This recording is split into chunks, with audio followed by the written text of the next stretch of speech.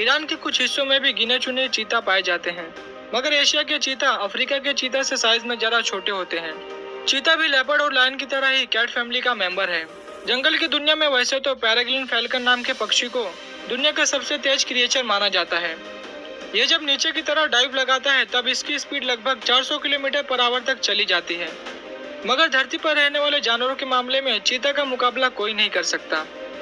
एक स्टडी के मुताबिक एक चीता की मैक्सिमम स्पीड हो जाती है करीब 120 किलोमीटर पर आवर।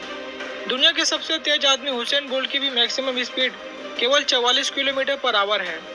अब आप अंदाजा लगा सकते हैं कि चीता कितना तेज दौड़ता है। हालांकि यह हर समय इसी स्पीड पर नहीं दौड़ता। इसकी एवरेज स्पीड तो केवल 65 किलोमीटर पर आवर के आसपास ही होती है। कभी कभी बस जरूरत पड़ने पर ही ये अपने सुपर पावर का इस्तेमाल करता है, और ये बहुत ज्यादा लंबे समय तक भी नहीं दौड़ते। आप यकीन नहीं करेंगे कि चीता केवल 3 सेकंड के अंदर अपनी स्पीड को 0 से 100 किलोमीटर पर आवर तक एक्सेलरेट कर सकता है, और ये चीता 100 किलोमीटर पर आवर तक पहुंच जाता है। इसलिए ये ज्यादा देर तक नहीं दौड़ते, क्योंकि जरूरत ही नहीं पड़ती। पलक झपकते ही ये अपने शिकार तक पहुंच जाते हैं। इनकी शारीरिक बनावट इन्हें इतना सुपर फास्ट बनाने में काफी इंपॉर्टेंट रोल प्ले करती है। ये अपने शरीर के आकार की तुलना में बहुत कम वजन के होते हैं, और इसीलिए बड़ी आसानी से इतनी तेज भाग लेते हैं। अगर इनकी हाइट की बात करें तो ये करीब 3.2 फीट ऊंचे होते हैं, यानी कि शेर की तुलना में केवल 0.8 फीट छोटे। मगर वजन के मामले में ये शेर की तुलना में केवल 1/4 होते हैं।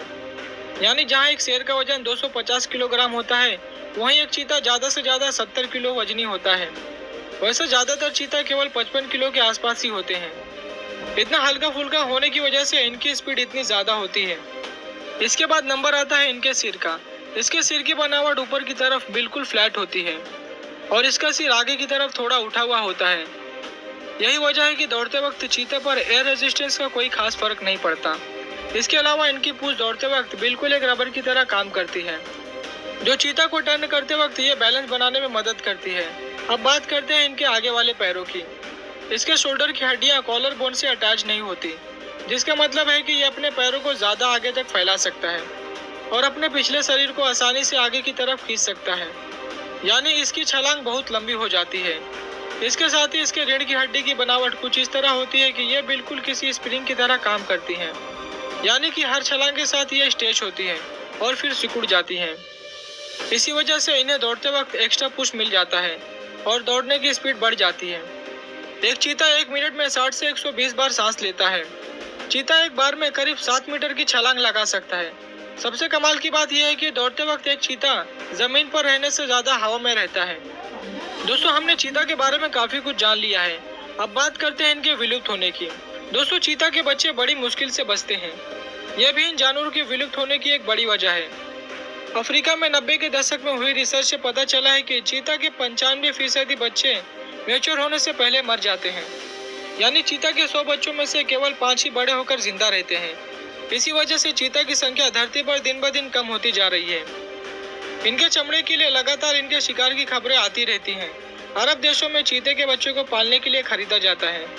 इनकी कीमत $10,000 यानी कि 75 लाख रुपए के आसपास तक पहुंच जाती है। ये चीता की तस्करी भी एक बड़ी वजह है इनके खत्म होने की।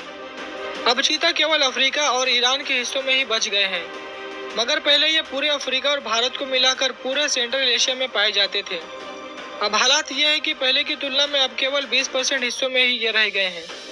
तो मेरे ख्याल से अब आपको धरती पर रहने वाले दुनिया के सबसे तेज जानवर की फुर्ती और स्पीड पर कोई शक नहीं रह गया होगा।